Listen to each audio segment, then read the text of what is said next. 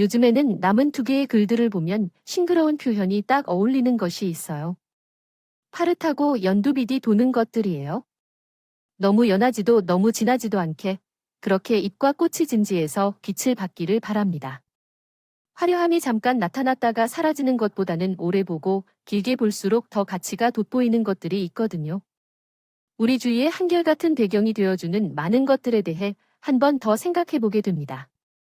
저는 톡톡 사윤성우 1입니다. 안녕하세요. 저는 이제 곧 60대를 바라보는 마음 많은 20대인 대한민국의 아줌마입니다.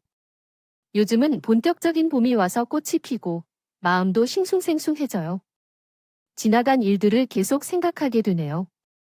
누구는 과거의 일을 계속 곱씹는다면서요. 우울증의 증상이라고 하는데 제가 그런 증상일지도 모르겠네요. 요즘에는 나이가 들어가면서 죽음을 생각하곤 해요. 그런 생각을 왜 하는 건지 궁금해요. 시어머니와 친정어머니를 보면서 얻은 경험 때문일 것 같아요. 이제 죽음은 멀고 모호한 미래가 아니라 언제든 일어날 수 있는 일로 느껴져요. 제가 겪은 일들에 대해 이야기해 볼까요? 먼저 어린 시절 이야기부터 시작해서 어떻게 남편을 만나 결혼했는지 이야기해 볼게요. 저는 경상도 지역에서 3남매 중 둘째로 태어났어요. 제가 살던 동네는 버스가 1시간에 2대 있던 것 같아요. 저는 항상 동생들과 학교로 가는 길에 한참을 걸었어요. 풀길을 걸으며 초등학교를 겨우 졸업했고 생계를 위해 일을 시작하게 되었습니다. 처음에는 동네에서 바느질 일을 하시던 어머니와 함께 일을 하면서 바느질을 배우다가 나중에는 근처 도시에 있는 미싱 공장에서 일하게 되었습니다. 미싱을 처음 배울 때에는 손가락이 많이 다쳤고 피가 나기도 했지만 그만두지 않고 계속하다 보니 일에 익숙해지고 미싱을 다룰 때 옷이 만들어지는 과정이 흥미로워져서 미싱에 대해 더 공부하고 싶었습니다. 그렇게 해서 어리고 경험이 적은 나이에 저는 도시에서 일을 하게 되었습니다. 혼자 살면서 굉장히 외로움을 느끼게 되었습니다. 동네에는 같은 고향 출신이자 자취를 하는 북미의 언니들이 있었고 또한 같은 공장에서 일하는 언니들도 있었지만 가족과 함께 지낼 수 없고 또한 각박한 도시 인심을 버텨내기가 힘들었습니다. 그렇게 저는 20살 초반쯤이 될 때까지 계속해서 불평을 했습니다. 섬이 유명한 곳으로 2시간 거리에 있기 때문에 망설였고 항상 밤낮으로 믹싱을 돌리다 보니 허리와 손목이 아프지 않았으니 일을 하면서 전에 일했던 미싱 공장 옆에서 무슨 사무실을 찾을 거라며 몇 명 안 되는 직원을 데리고 낑낑대며 뭔가를 항상 하던 젊은 사장님을 만나 와르르 왔고 오간을 떠나야 한다 하다 보니 나중에 안 보게 되었습니다. 서로 고향 이야기나 가족 이야기 등을 나누며 고민을 서로 공유했습니다. 그러던 중 그 청년 사장이 나에게 데이트를 신청했습니다. 처음에는 몇 번 부담스럽다고 느꼈지만 계속해서 식사를 함께 하다 보니 서로를 더 잘 알 수 있게 되었고 그 결과 나도 나름대로 그분과 함께 밥을 먹는 것을 즐기게 되었습니다. 처음 만난 곳은 연탄 연기가 자욱한 고깃집이었는데 연탄불에 구운 막창을 처음 먹어보았을 때의 감동을 나에게 전하며 이겐 정말 먹다 보면 맛있다고 하더군요. 그는 저에게 계속해서 막창을 추천하고 소주도 함께 마시며 서로의 취향을 나눌 수 있었습니다. 그렇게 처음 만난 데이트부터 막창을 즐기게 되었습니다. 먹자는 전에 어이가 없었어요. 적어도 깔끔한 경양식집 정도는 데리고 갈 줄 알았거든요. 저는 원래 고기를 좋아하지 않는 데다가 곱창, 막창 같은 것은 질색이라 순대를 먹을 때도 내장은 절대 먹지 않고 선지 해산국도 절대 먹지 않은 사람이었거든요. 심지어 그런 음식을 안 좋아한다고 분명히 이야기한 적도 있습니다. 참 이 남전에는 자기 위주인가 보다. 그렇게 싫어한다고 말했는데 사람에 대한 배려가 없고 사싶어서 이제 만나지 말아야겠다 생각하고 있는데 그 사람이 그러더군요. 니서시에 제가 어른이 되고 나서 먹어본 음식 중에서 제일 맛있었던 게 이 막창인 거 알아요? 사실 이 막창에는 사연이 있거든요. 돌아가신 우리 아버지는 가끔 힘든 날에 저녁에 집에 오실 때마다 항상 사들고 오시던 게 이 막창을 사랑해 하셨어요. 그때마다 아버지께서 제게 맛을 보라며 권유하실 때 저는 어떤 맛인지 모르겠다고 거절했었지만 고등학교 때 아버지께서 사막사고로 돌아가셔서 그 맛이 무엇인지 궁금해하면서 20살이 넘어서야 알게 되었어요. 그때면서 아버지와 함께 막창을 먹으며 서로 이야기하고 같이 시간을 보낼 수 있었다면 얼마나 좋았을까요? 막창을 보면 아버지를 떠올리게 되고 그때 아버지가 보고 싶다며 눈물을 흘리며 감상하는 모습을 보면서 고향에 계신 엄마도 생각이 나고 마음이 너무 아프네요. 아팠습니다. 사실 저도 아버지가 중학교 때 돌아가신 아픈 경험이 있었어요. 아버지는 농사를 하는 중에 무리를 많이 하신 것 같았는데 심근경색으로 갑자기 돌아가셨어요. 너무도 급작스러운 죽음이어서 의사도 남기지 못하셨는데 뭔가 본인만의 이야기가 있으신 것인지 궁금해요. 다음 해 어린이날에 아버지가 남기신 말씀이 잘 듣고 나이 들면 엄마가 잘 챙겨준다라고 적혀 있었어요. 저와 오빠, 동생들은 그 카드에 적힌 말이 아버지의 유언이라고 생각하며 살고 있답니다. 어느 날 이야기를 꺼낸 사람이 막창을 먹어보지 않은 저를 위해 덕성 막창을 사주었어요. 그냥 먹어보겠다며 용기를 내어 막창을 먹어보았어요. 그동안 보기만 했던 것과는 다르게 막창을 먹었을 때는 물이 마련하지 않을 정도로 맛있고 깔끔했어요. 마차는 쫄깃하고 맛있었습니다. 지금 먹으라고 나온 장도 특이하고 맛있었어요. 그날 그 사람과 함께 막창을 먹으며 이런저런 가족 이야기와 삶의 이야기를 나눴어요. 처음에는 산적 같아서 마음에 들지 않았던 그 사람인데 아빠 이야기를 하는 모습을 보니 마음이 따뜻한 사람 같이 느껴졌습니다. 그래서 그 사람과 몇 번의 데이트를 더 하게 되었습니다. 주로 산책을 하거나 맛있는 것을 먹으러 다녔어요. 저는 파전 같은 것을 좋아해서 산에 있는 절을 구경 갔다가 한 바퀴 돌고 경치를 구경하고 내려오면서 해물파전집에 들러 동동주와 파전을 먹는 것이었죠. 그 사람도 자신의 조용한 시간을 즐기며 바다를 보거나 산을 다니는 것을 선호한다고 해요. 저는 이 사람과 결혼해도 어떨까 하는 생각을 데이트를 시작한 지 6개월이 지난 후 서서히 마음속에 그려가기 시작했습니다. 아버지가 일찍 세상을 떠난 상처가 있어 혼자 남은 어머니를 잘 챙길 수 있을지 생각했죠. 그렇게 내 마음은 괴로워졌어요. 외모나 부의 여유는 없지만 성실하고 아버지를 그리워하는 마음이 따뜻한 사람이기에 결혼해도 괜찮을 것 같았어요. 그 사람도 나와 함께하는 시간을 즐기며 가끔 다음에 결혼하면 어떨까라고 말하곤 했어요. 저도 웃으며 항상 그 말에 호응했죠. 몇 번이고 그렇게 저를 떠보았던 그 사람이 마침내 용기를 내어 어느 날 전혀 예상치 못한 상황에서 저녁 식사를 함께 한 뒤 헤어지는 집 앞 가로등 밑에서 저에게 결혼하자고 청혼했습니다. 미선아, 올해의 마지막 시간 동안 함께 소래 어머님을 내 엄마처럼 대접하며 평온하게 살면 어떨까요? 자라면서 아버지를 잃은 우리가 서로의 부모님들께 진심을 다하여 새로운 가족이 되어 보고 싶어요. 널 먹여 살릴 자신이 있으니까 이제 그만 나에게 시집오지 않을래요? 나는 자기와 자기 가족들에게 정말 잘할 것이고 나는 그 어떤 설레는 말도 서로의 엄마에게 잘하자는 그 말도 좋았다. 이런 생각을 하는 사람이라면 함께 가정을 꾸리고 미래를 함께 해도 좋겠다는 생각이 들었다. 그래서 결혼의 결심을 하게 되었다. 결혼 준비를 하면서도 그 사람에게 점점 더 빠져들었고 시간이 지날수록 외모 이외의 인간적인 면도 매력적으로 느껴졌다. 볼수록 그의 공돌이처럼 둥글둥글한 외모도 매력적이었고 또한 큰 키에 안 맞게 섬세하고 감정이 풍부한 모습도 매력적으로 느껴졌다. 우리는 결혼을 위해 양과 어머니와 상견례 자리를 마련했다.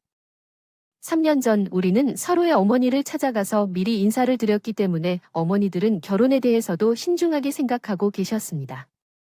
어머니들은 저희가 잘 어울릴 것으로 생각하셨는지 우리에 대해 특별히 반대하거나 그러한 발언은 없었습니다. 경매는 보통 굉장히 긴장되고 떨리는데 남자친구와 제 가족은 훈훈한 분위기에서 맛있는 한정식을 먹으며 마무리되었습니다.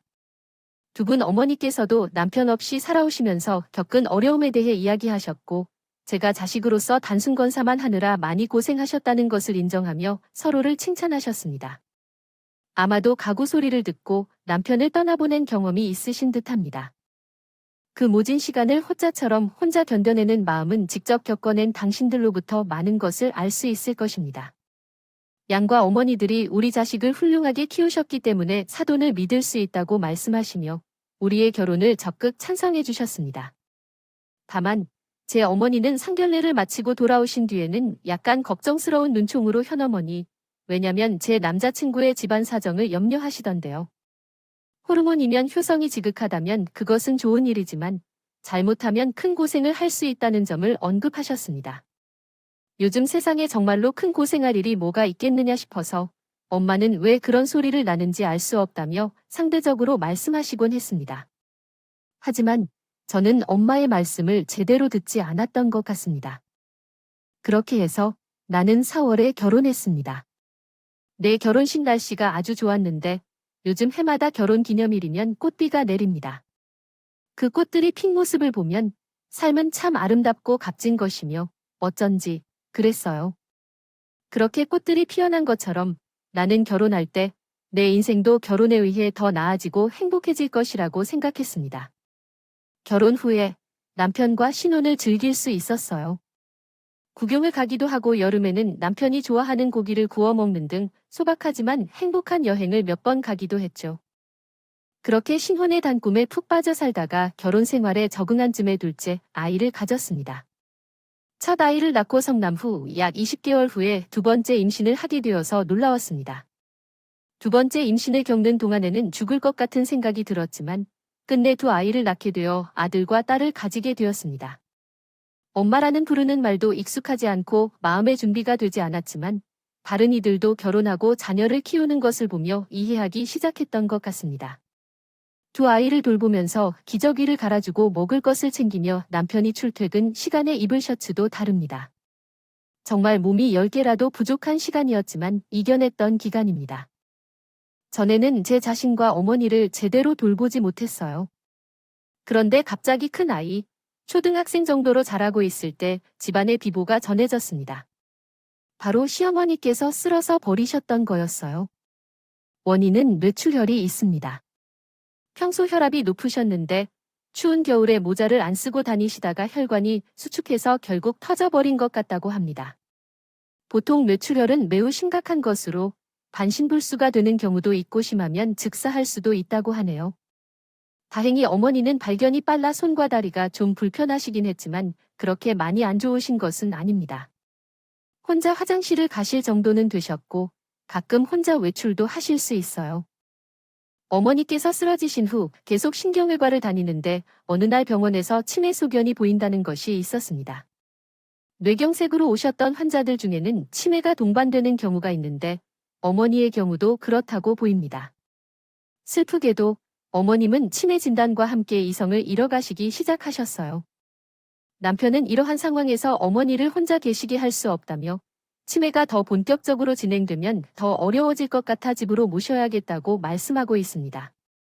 저는 사람을 도우거나 요양원에 모시는 것이 어떨지 말씀했지만 남편은 제게 화를 내며 도대체 사람이 맞냐고 했습니다. 엄마를 그런 장소에 모셨는데 재정이 나고 남편은 내게 미친 듯이 화를 냈습니다. 저는 몇 년이 될지도 모르는데 잘못하면 다른 가족들까지 자기 생활이 이룰 수 있다고 말했지만 남편은 내가 다 알아서 모실 테니 그냥 다시는 관여하지 말고 있으라고 막무가내였어요. 그렇게 시어머니와 우리 가족은 5년을 함께 살았습니다. 어머님은 나중에는 매우 힘들어서 휠체어에 의지해 하셨고 병원을 두 악랄한 하시다가 결국 돌아가셨습니다. 저는 어머님 목욕 시 돌변해주거나 키리야 할 때 은가 트집을 들어 주어야 했는데 정말 생활이 말이 안 되었습니다.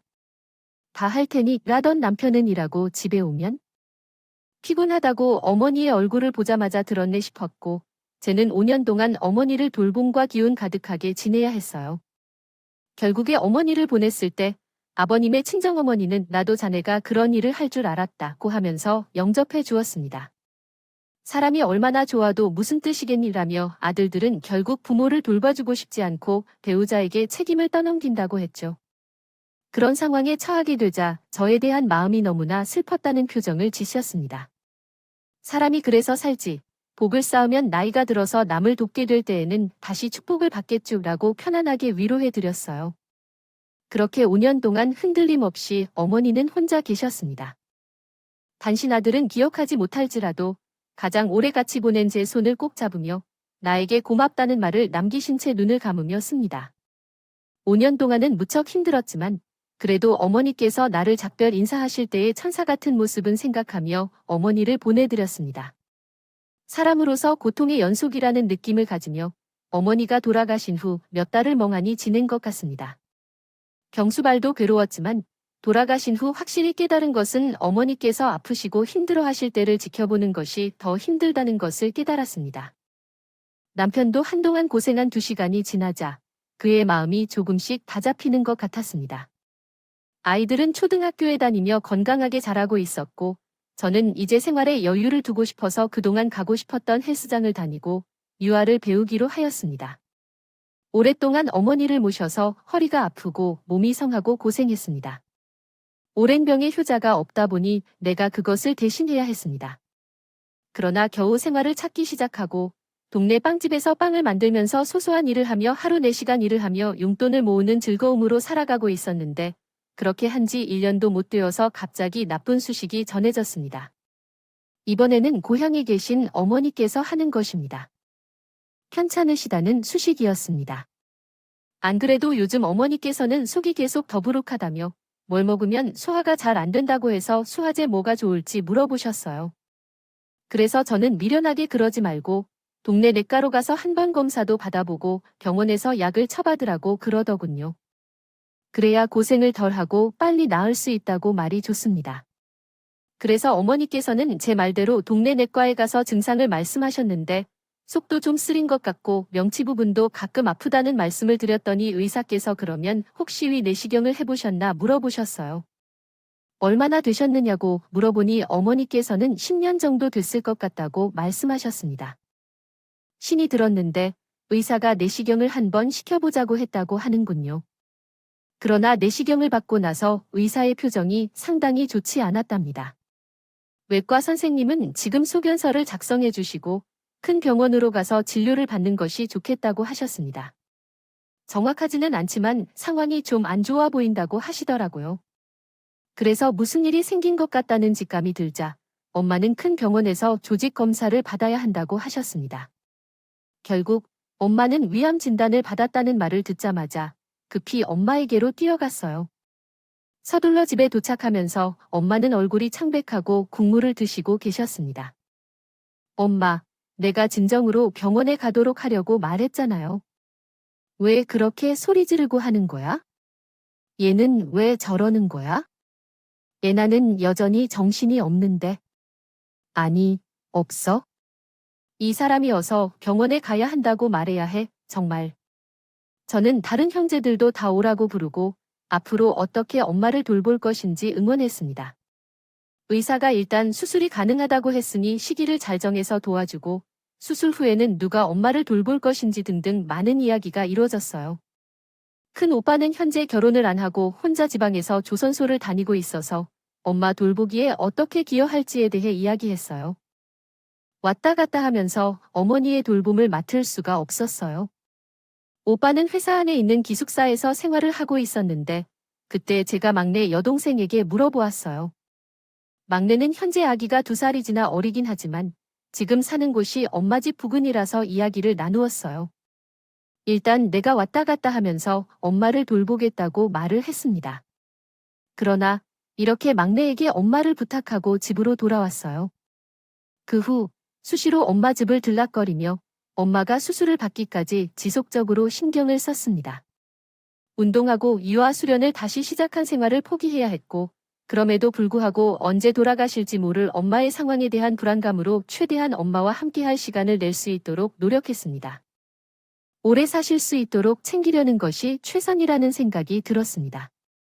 제가 정신없이 집과 엄마 집을 왔다 갔다 하던 중에는 당연히 초등학생이 놓치기 쉬운 물건을 가져가거나 아빠가 등교할 때 체육복을 빼먹을 때도 있어서 상황이 엉망이었습니다. 그러나 전에는 엄마를 최우선으로 봐야 했기 때문에 어쩔 수 없었습니다. 어느 날 저녁 남편이 밥을 먹다가 말했습니다. 그날도 엄마 집에 다녀와서 배가 고파 반찬과 식은 밥을 바로 먹어야 했던 것이었습니다. 언제까지 장모님 집에 머물 계획이에요? 그게 무슨 말이에요? 언제까지 저와 아이들만 한 층기에 있고 장모님만 챙기실 거예요? 남편의 날카로운 목소리에 밥맛이 뚝 떨어지는 것을 느꼈습니다.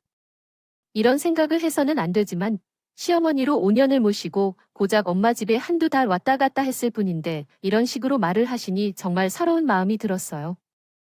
언제 돌아가실지도 모르는데 남편이 그렇게 말하니 제 기분이 나빠져서 솔직하게 대답했죠. 손끝까지 무슨 말이 온 걸까요? 엄마는 수술을 잘 하시고 항암 치료를 끝낼 때까지 기다립시다. 그동안 우리 가족은 어떻게 해야 하는지 고민해야 합니다. 엄마는 저를 낳아주시고 키워주시며 항상 챙겨주셨습니다. 또한 암에 걸린 엄마는 우리 가족도 아니라고 말하고 계시는데 그런 발언에 화가 났습니다. 분노와 혼란 속에서 믿을 수 없는 상황이었습니다. 사람들이 왜 이렇게 이기적일 수 있는지 생각이 듭니다. 그러나 남편이 덧붙인 말은 더 충격적이었습니다. 내가 외동이어도 어쩔 수 없이 널 키워봤지만 다른 건 내가. 이러한 해 당신을 많이 돌봐드렸지만 장모님은 자식이 셋이나 있으시잖아. 아, 그런데 왜 하필 당신이 계속 왔다 갔다 하느냐고.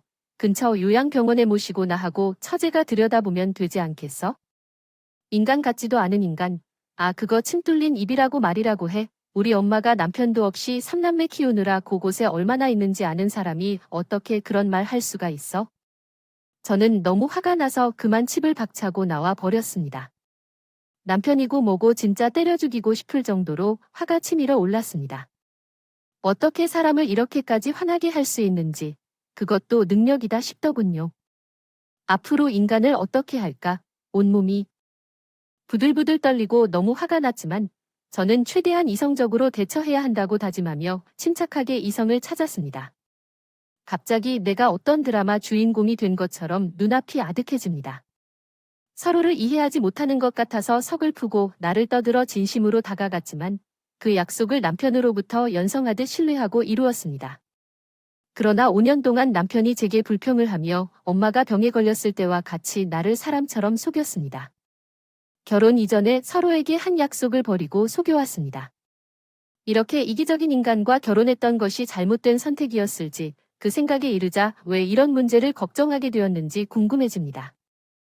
몰랐는지 너무 휩쓸렸습니다. 너무나도 제가 한스를 맞고 바보 같았습니다. 지금까지 속썩다고 생각한 곳에서 당해서 슬펐습니다. 그날 나는 혼자 폰 바닷가로 갔습니다. 어릴 적에 아빠가 계실 때 여름에 가끔씩 가게 되던 호텔이 있었는데 그곳을 찾아가 해지는 바다를 바라보며 흐뭇이 우었습니다. 여기서 뛰어놀 때 기분 좋았다는 생각이 들었어요. 그때는 아무것도 모르고 천진난만하게 뛰어놀 수 있어서 인생의 고통을 몰라서 좋았다는 생각에서 눈물이 흘렀습니다. 그냥 새벽에 아무도 없는 시간에 바다로 뛰어들어 죽어버릴까? 그러면 모든 마음의 번뇌와 고통이 사라질까? 어떻게 결혼을 할 때 우리 함께 할 수 있을까요? 엄마에게 잘 대해줄 것이라고 했던 내 남편이 이룰 수가 있을 거라 생각했지만 밤바다를 바라보며 저는 계속해서 그것을 반복해서 생각했습니다. 전에 알고 있던 남편과는 너무나도 다른 이기적인 모습을 받아들일 수 없었기 때문입니다. 흔히들 말하는 토사구팽이라는 표현처럼 화장실에 들어갈 때와 나올 때 두 모습이 전혀 다른 남편을 용서할 수 없었고 이에 마음을 먹었습니다. 반드시 엄마를 지킬 것이며 남편이 우리 엄마의 병을 악화시키게 만들지 않을 것을 다짐했습니다. 무슨 일이 있던 시어머니의 부끄럼을 다 받고 악화시킨 것처럼 대가를 치를 수 있는 것을 남편의 마음가짐으로 만들고 싶었습니다. 그래야만 마음속의 억울함과 분노가 사라질 것 같았어요. 저는 그날 밤잠을 자지 않고 필사적으로 머리를 굴리며 계획을 세웠습니다. 마음의 동생에게도 전화를 걸어 제 계획을 설명하고 조언을 구했죠. 어떻게 하면 남편을 엄마 병수발에 빠지게 할 수 있을까라는 것이었죠. 동생이 마침 좋은 아이디어를 제시해 주었어요. 저는 동생이 말한 대로 진실과 거짓을 섞어 남편에게 이야기하기로 결심했습니다. 그리고 다음 날 남편이 집으로 돌아온 것을 본 후 이야기하기로 했어요. 남편은 제가 그렇게 나가서 외박을 한 것이 마음에 안 들었는지 얼굴이 굳어 있었어요. 저는 한없이 겁에 질린 채로 거기 가서 아무 일도 없었다는 듯이 웃으며 말했습니다. 여보, 거제는 내가 말이 심했지. 엄마가 푸시니까 너무 속상해서 그랬어. 지금 그걸 말이라고 그분의 일. 아무리 엄마가 중요하더라도 이젠 내가 정서적으로 먼저일 것 같아. 제 형제들이 돌아다니며 정모님을 들여다볼 필요가 있거든. 일단 방심부터 해서 정신 좀 차려야 돼. 우리가 모일지라도 현재 자기 멘탈이 너무 좋지 않아 보여. 저는 남편의 말을 따르지 않으면서 많은 등 제 여동생과 함께 밤새 준비한 매트를 꺼냈습니다. 근데 여기 엄마가 소유하고 있는 땅이 있는 걸 알아. 그 땅의 가치가 크게 오르고 있다고 할 때 거기에 대학교도 있고 하니까 계속해서 땅값이 오름을 올랐었나 봐. 지금 그 근처에 있는 대학생들 자체는 얼른 도 엄청 신축으로 올라가고 있고 요즘 애들은 집이 조금만 멀어도 그냥 자차를 고싶어 하는 데다 값 학교 기숙사도 이제 들어가기가 매우 힘들어졌다. 그곳에서 갭 투자 같은 것의 사람도 엄청 늘어가는 것 같고 그리스 땅을 사려는 수요도 엄청 많다.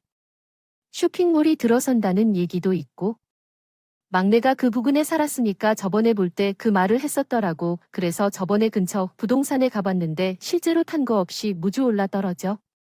한동안 계속 오르는 분위기일 거라고 해. 그 문제로 우리 남매가 셋이 모여서 이야기를 했는데 아무래도 엄마 재산인데 엄마가 지금 많이 몸이 안 좋으시니까요.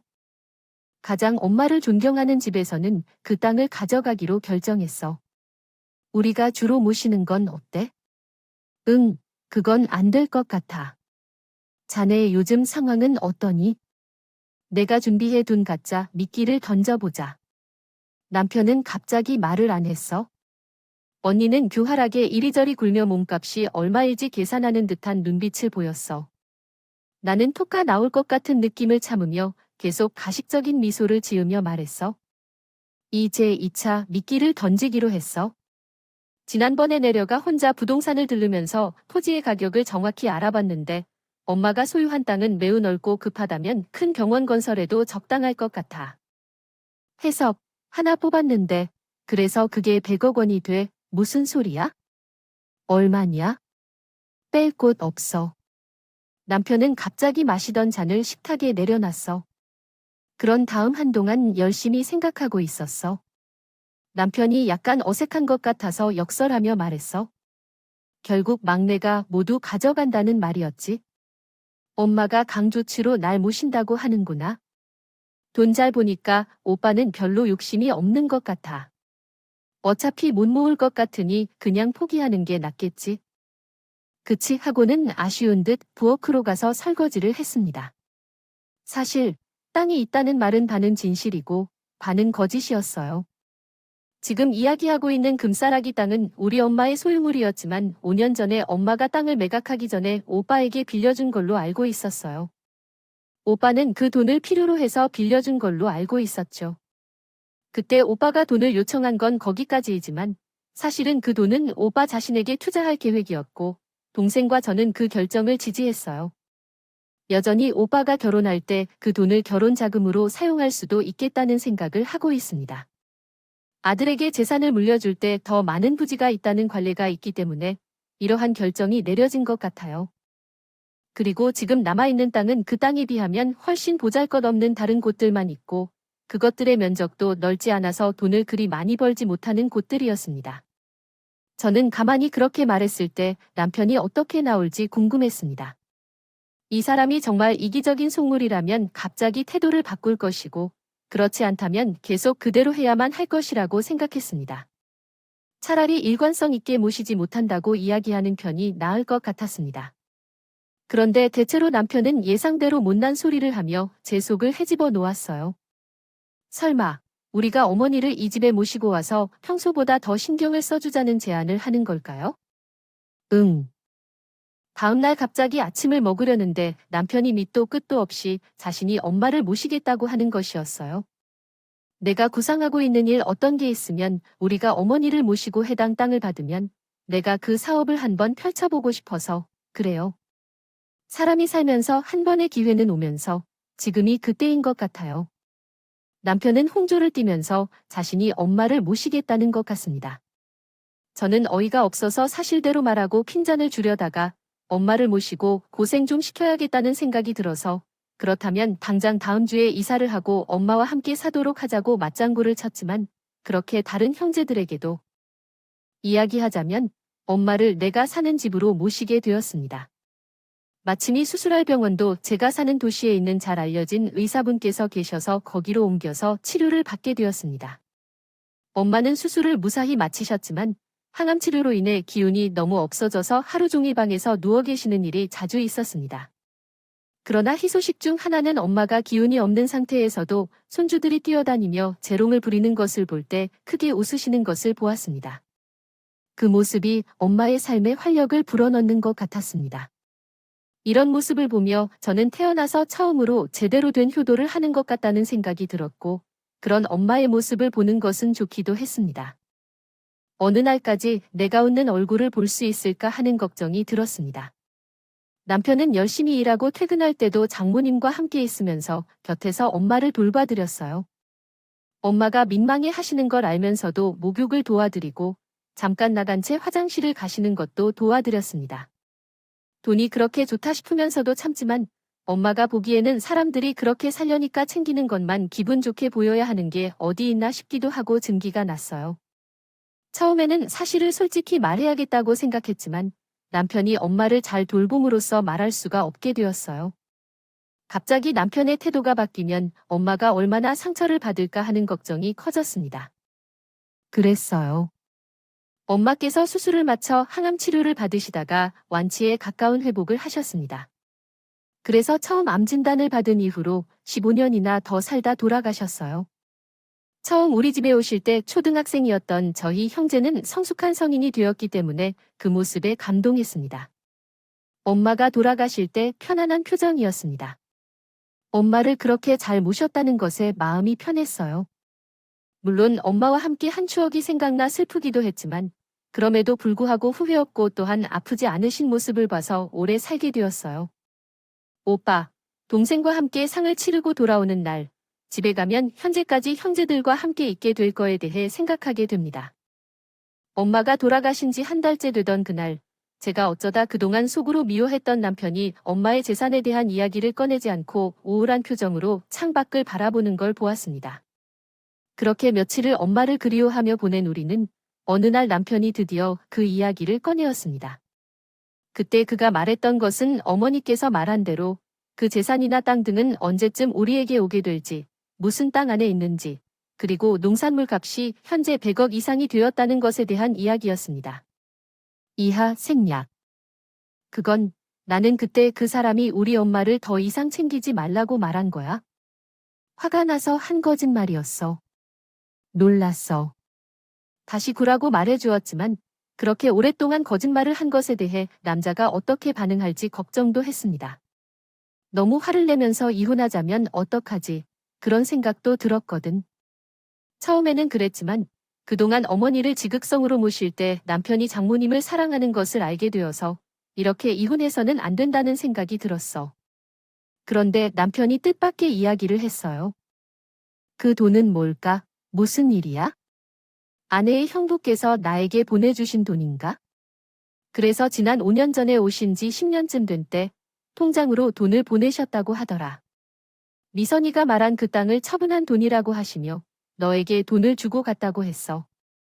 그러나 후에 한꺼번에 정리하기로 해서 증거를 미리 알려주면 안 좋다 하셔서 아내한테는 말하지 말라고 하셨는데 자신이 말할 것이라고 하셨어. 당신께는 아무 말씀도 없으셨어. 정말 처음 듣는 얘기였다. 그래서 곧이곧대로 오빠에게 전화해서 물어봤어. 오빠, 무슨 얘기야? 오빠가 최소화한테 돈을 주신 건가? 10억이 넘는 돈을 얻었다고 하던데 그것도 2번이나 좋다며 어떻게 된 일인가요? 리사, 나는 막내로부터 내가 그런 거짓말을 하면서 어머니를 모시게 된다는 이야기를 들었는데 그래서 마음이 좋지 않아. 네 신랑 이토가 대체 어떤 생각을 하는 거야? 시더를 만나러 간 적이 있었어? 진짜로 돈을 바라고 엄마를 모시는 거라면 내가 쓸 적이라도 옆에서 엄마를 모시러 와달라고 했겠지. 그런데 너희 신랑이 말이야. 낸데 생각보다 속이 깊다는 거야. 무슨 소린지? 그때 내가 아이들과 남편을 위해 희생해야 한다고 이기적으로 속였는데 그게 말이야. 미선아, 너희 시어머니가 돌아가시면서 깨달음을 얻었던 모양이야. 일단 다른 가족들이 자기 생활을 하면서 멘탈을 잡아야 하는데 그때 너가 너무 힘들어하고 당장 숨을 쉴 수 없는 사람처럼 그러셔서 걱정이 돼 안정적으로 어머니를 모시는 방법을 찾자고 말하려 했을 때 당연히 그동안 5년 동안 병수발 들어준 너에 대한 고마움이 크고 그래서 자기도 뭔가 돌려주고 싶었는데 마침 지산 이야기를 하게 되어서 적합하고 관심 있는 상무님에게 맡기기로 했다. 그때는 무슨 말을 해도 내가 자기 말을 안 믿고 억울해할 태세였다는 거야. 그 말이 터무니없다는 생각이 뭔지 들었으나 낮든 밤이든 상관없어. 단지 엄마가 돌아가셨을 때 며느리인 너가 흘리는 눈물을 보고 또 치매에 걸리신 다른 어머니가 마지막에는 아들인 자신보다 며느리인 너를 기억하는 걸 본 것 같다. 그래서 결혼할 때 너희가 한 약속이 있다면 그 약속을 지키기 위해 잠물면서 최대한 많은 시간을 보내고 싶다며 말했고 장모님이 내 마지막 남은 부모라서 제가 모실 수 있는 기회를 달라고 아내에게도 은혜를 갚고 싶다고 말했다. 내가 차마 엄마를 모시겠다고 할 수 없어서 너희가 모시도록 하는 게 좋겠다고. 막내와 상해에서 엄마가 그때 땅을 팔아서 얻은 돈으로 종잣돈을 주식에 투자해서 나중에 너희에게 물려주기로 했다. 나는 내가 알면 안 될 것 같아서 너희 신랑 앞으로 내내었네. 그랬더니 어느새 남편이 오해를 하고 있는 거였어. 처음 결혼했을 때 서로 어머니를 잃은 그때의 눈빛은 거짓이 아니었는데 남편의 진심을 전혀 이해하지 못한 것 같아. 어쩌면 나는 5년 동안 어머니를 모시면서 나는 일방적으로 희생을 한다고 느꼈는지도 모를까봐. 그래서 그것에 대한 보상으로 남편을 똑같이 고생시키는 것 같았어. 눈에는 눈, 이에는 이거든. 그런 생각에 오빠의 이야기를 들으면서 나 자신이 너무 부끄러워졌어요. 그래서 남편에게 달려가 버렸습니다.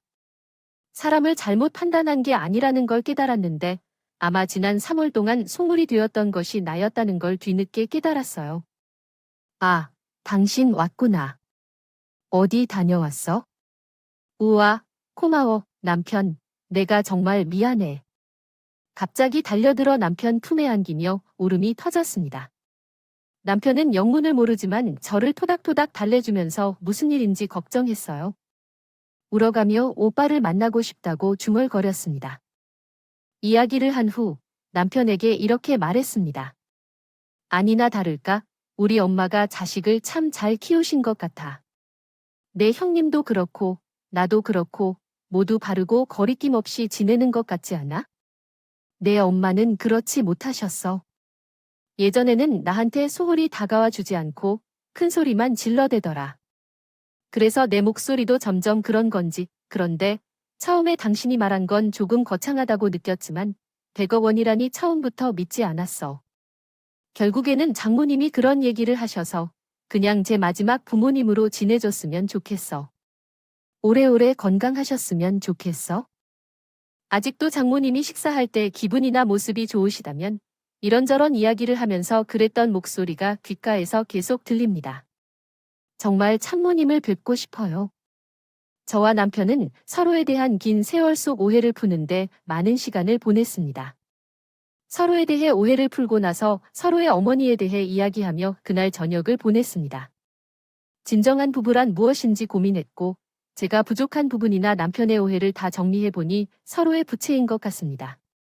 진정 서로에게 속내를 털어놓고 대화했다면 그런 이야기를 하는데 어떤 생각을 했는지 솔직하게 이야기할 수 있었을 거라고 생각합니다. 이렇게까지 남편과 속으로 다른 생각을 품은 채 살 필요는 없었을 것이고 제가 애를 쓰며 복수를 계획하지 않아도 됐을 것 같습니다. 오랜 세월 동안 마음이 편치 않았을 텐데 그 생각이 계속해서 들었습니다.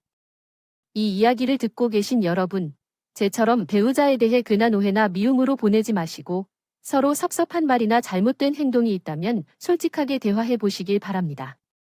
모든 사람은 자신의 생각을 가지고 있고 근본적으로는 나쁜 사람은 없습니다. 지금은 봄이지만 코로나로 인해 우리 사회는 매우 어려운 시기입니다. 건강이 최우선이니까요. 식사를 잘 챙기시고 항상 건강하시길 바랍니다. 지금까지 이야기를 들어주셔서 감사합니다.